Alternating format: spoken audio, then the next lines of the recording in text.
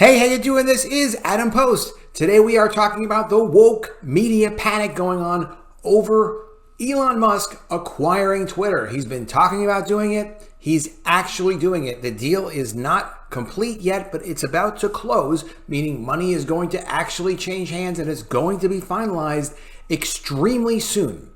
This is very upsetting to woke media. This article in particular from The New Republic. Why Elon Musk's idea of free speech will help ruin America.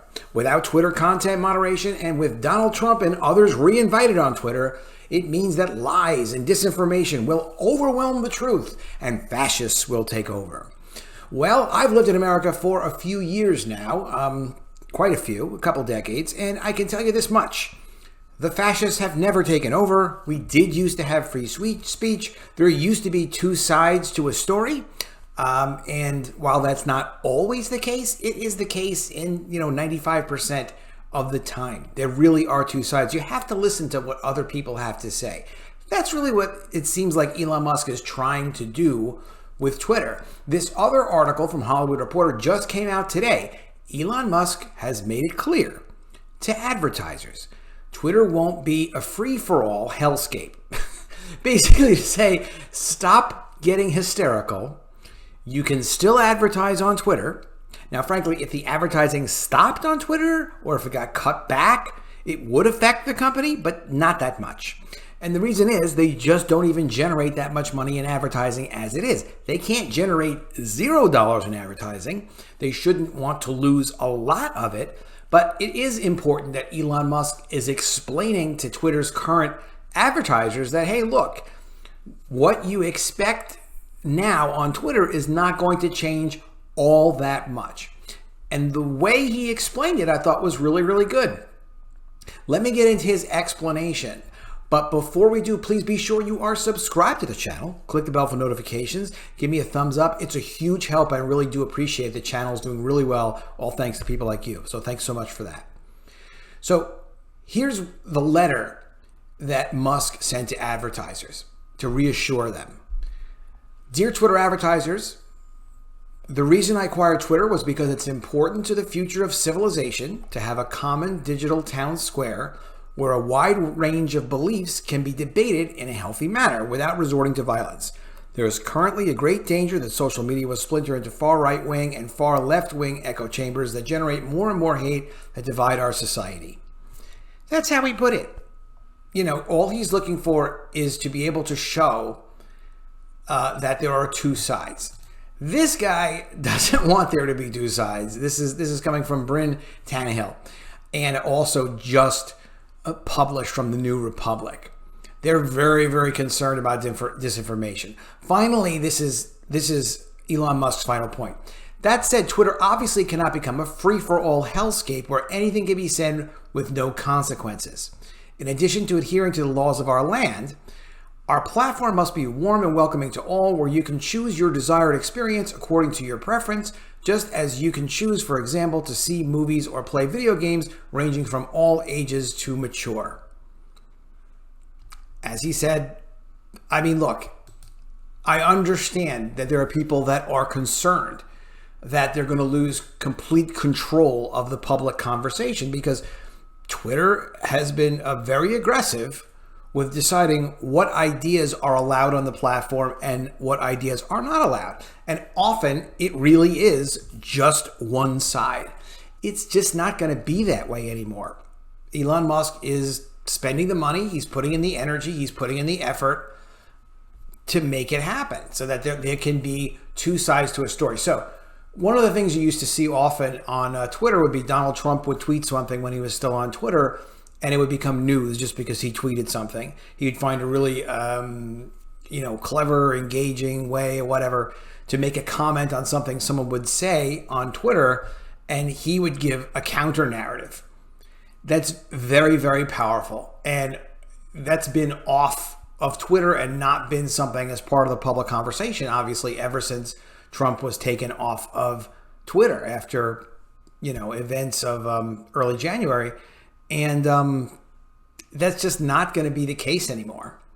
So let's see this woke freak out. Let's see what these people are talking about. Maybe they've got a point. Maybe they don't have a point. Let's see. After months of legal wrangling, Elon Musk's bid to buy Twitter appears to finally be going through. It is. Musk and the right see this as a great thing because it will restore free speech to Twitter. Well, I mean, that's good to have two sides. Any suggestion that the sort of free speech they envision can have highly undesirable consequences is met with howls of libs hate free speech or other accusations of fascism. Similarly, warnings that unfettered free speech results in dangerous misinformation spreading are derided with sunlight is the best disinfectant, and the libertarian belief that in the marketplace of ideas the best will always win out. I mean, the thing is this. If you really only allow one side to every story, what kind of a country are you living in? I mean, let me know what you think in the comments below. I don't really want to live in a country where there's only one official story and you also must always obey everything that comes from everyone in power, and you can't question authority in any way. Or when they tell you you're allowed to question authority, but only this way and that way. It's like, well, then you're not allowed to question it. That's not good. It's not good that, to me, that power gets centralized in such a way you can't even question it. These theories will be tested quickly. It's being reported that after the sale is finalized, Musk plans on laying off nearly 3/4 of Twitter staff. Well, last night, Elon Musk spoke to Twitter staff. And I don't have the article in front of me, but he told them, listen, I'm not laying off 75% of people. The way that came from was there was some internal conversations that Elon Musk was having with private investors in Twitter, letting them know that he felt that they could get rid of as many of 75% of the staff at Twitter. But they're not doing that right just now. I do think they're going to be massive layoffs at Twitter as they change what the focus of the company is and what the employees need to be doing. That's just the nature of the business. And also even Twitter itself said they were planning on laying off as many as 25% of their staff at the end of 2023. So there's going to be a lot of layoffs, but not 75%.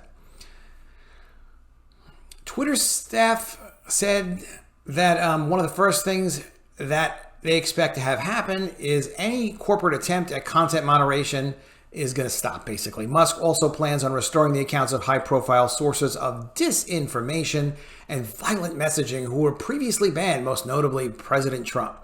Well, of course, it's former President Trump. Even just this word disinformation, it just shows you like, look, there isn't information and disinformation. There's just information, and people have to go and research for themselves and decide what they're going to believe. You can't just take everything on faith that you read on Twitter or that you see on the news. You have to research these things for yourself. Or in the future, you'll see counter arguments and counterpoints that people make. This is safe, that's not safe. This is good, that's not good. This is unfair to certain kinds of people. That's not unfair to certain kinds of people. You're going to see both of these ideas on Twitter. It should get a lot more interesting. The pro-Musk arguments are complete nonsense, according to the author, and there are innumerable historical and modern examples of why social media platforms with nearly unlimited freedom of speech produce horrors. Horrors.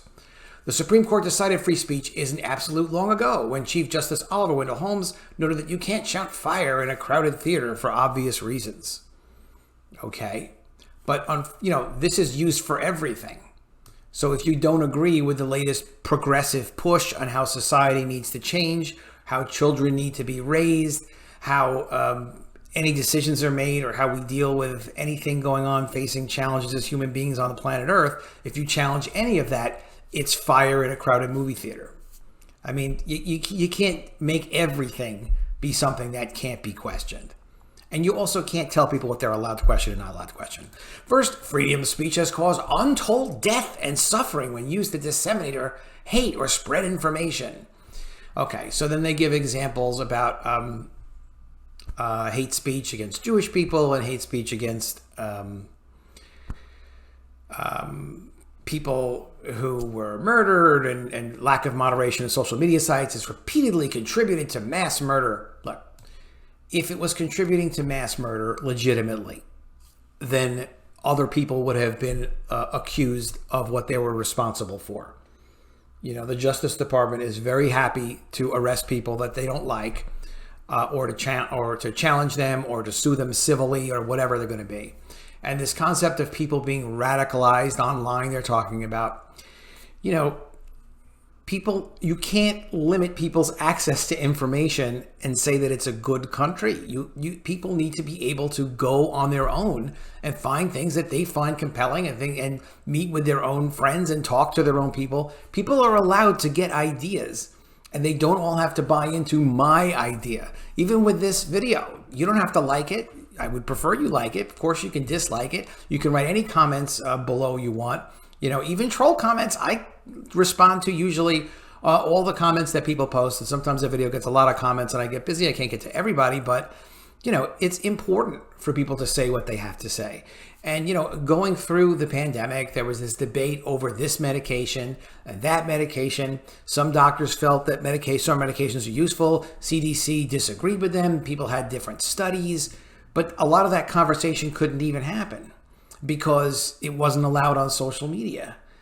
And then we find out later some things that we've been told weren't exactly accurate, and they kind of knew that at the time, but then it's later found out that they were doing that supposedly, you know, for our best interests. The consequences of conservatives freely pushing misinformation to their followers on social media in echo chambers are clearly seen in the mortality statistics for counties that voted for Donald Trump over Joe Biden. Okay. Since the vaccine became universally available in May 2021, death rates from COVID ran 2.73 times higher in counties that went for Trump rather than those that went for Biden. Okay. I don't have that math. I'm not going to go research that math. You can believe that if you want to believe it. We do kind of know, as a matter of fact, that Florida did incredibly well. As Georgia did pretty well too, but Florida did incredibly well with how they handled the pandemic, and they had like the least restrictions of any other state. So it's a little bit difficult to say that Elon Musk can't allow free speech on Twitter because people are going to die. I mean, this is the problem.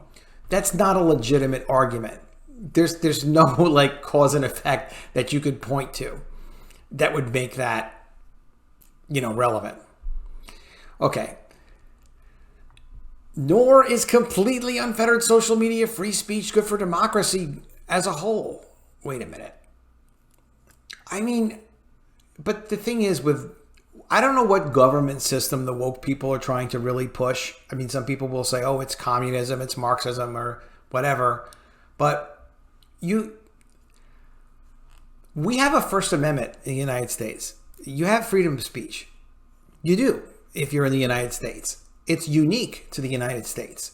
And there are different countries that have different allowances where you can say certain things or you know, not say certain things. But like even in Canada, they don't have that.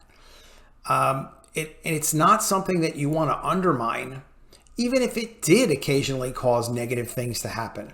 There's no rules that you could make to have a healthy country and to have a healthy society where if you do something that because you have freedoms and there's something bad that comes from that, you're going to take away all the benefit from having those freedoms. And this is what the argument becomes about. There's a whole bunch of discussion about transgenderism, you know, comments about hate speech against Jews and hate speech against minorities, and like you kind of face that everywhere. So what are you supposed to do? You know, what about telephone conversations? Why are people allowed to have telephone conversations and say certain things that might offend other people? You know, you can't do that. And this is like the last part. Okay, without moderation, racism, anti-Semitism, Islamophobia, homophobia, transphobia, every phobia, the entire witch's brew of right-wing hate will take over Twitter and turn it into a super fun site, just like its competitors. Nothing decent can long endure in such an environment, and most people who don't support these things will leave, hollowing out the site and ruining the investment. Given the terms of loans to Musk and Twitter's historic earnings, any loss of revenue could be catastrophic. I'm going to go out on a limb here and say that the world's richest man has some sort of an idea about how to manage business fairly well. He's got a space company. He's got a satellite company, the Boring Company. People might have heard of Tesla before.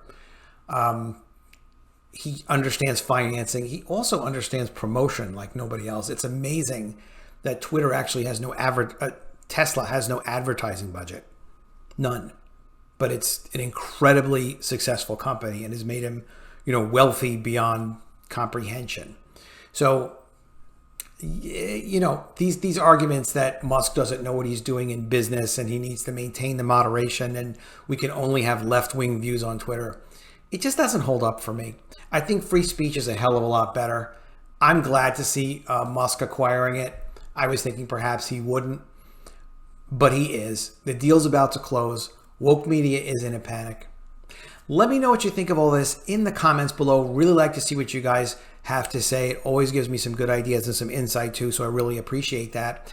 Please be sure you are subscribed to the channel. Click the bell for notifications and give me a thumbs up when you like it.